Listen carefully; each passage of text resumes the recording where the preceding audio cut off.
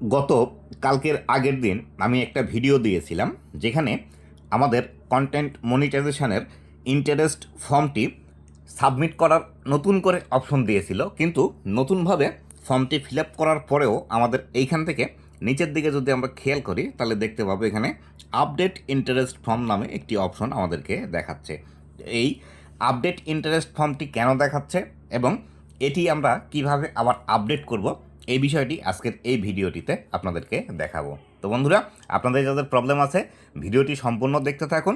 ভিডিওটি সম্পূর্ণ দেখলে আপনি এখান থেকে বিস্তারিত বিষয়গুলো জানতে পারবেন এবং সঠিক নিয়মে এটি করতে পারবেন। তো বন্ধুরা, আপনি যদি আমার চ্যানেলে প্রথমবার এসে থাকেন অবশ্যই চ্যানেলটি সাবস্ক্রাইব করে দিয়ে পাশে আসা বেল নোটিফিকেশনটি অন করে দিবেন, যাতে করে ভবিষ্যতেও ফেসবুক রিলেটেড এমন আরও ইনফরমেটিভ কন্টেন্টগুলো আপনারা পেতেই থাকেন। তো এইখান থেকে আপডেট ইন্টারেস্ট ফর্ম যে বিষয়টি লেখা আছে এখানে সর্বপ্রথম আমরা ক্লিক করে দেব। তো এইখানে যখন আমরা ক্লিক করে দেব, ক্লিক করে দেওয়ার পর আমাদের সামনে এরকম একটি অপশন আসবে। তো এরকম অপশন আসলে এইখান থেকে আমাদেরকে যে কাজটি করতে হবে সেটি হলো, এইখান থেকে আমাদের যে বিষয়টি এখান থেকে দেখাচ্ছে এটি আমি অন্য আরেকটি পেজের মধ্যে ইন্টারেস্ট ফর্মটি সাবমিট করেছিলাম আমার এই যে ইউটিউব চ্যানেলটি আছে এই ইউটিউব চ্যানেলটির দ্বারা। তো সেই ক্ষেত্রে এটি আমার হয়তো নিচ্ছে না। তো যার কারণে আমি এখান থেকে সাবমিট করার আগে এই যে বাটনটি আছে এই বাটনটি অফ করে দিব।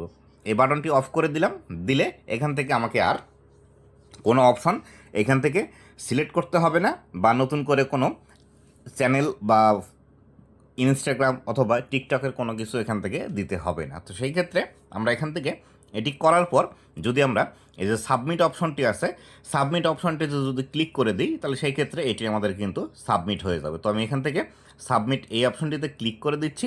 ক্লিক করে দেওয়ার পর দেখুন এখান থেকে ইন্টারেস্ট সাবমিটেড লেখা আছে, মানে এটি সফলভাবে সাবমিট হয়ে গেছে।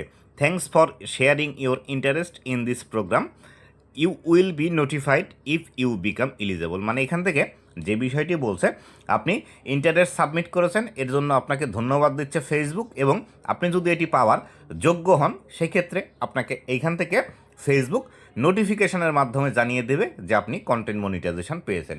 এই যে আপডেটেড বিষয়টি আছে এই বিষয়টি এখান থেকে আশা করি আপনাদের সমস্যার সমাধান হয়ে গিয়েছে। তবে এক্ষেত্রে আপনারা এই ফর্মটি পূরণ করার জন্য কিছু প্রবলেমের সম্মুখীন হচ্ছেন। এই প্রবলেমগুলো সম্পর্কে বিস্তারিত আমার ভিডিও আসবে।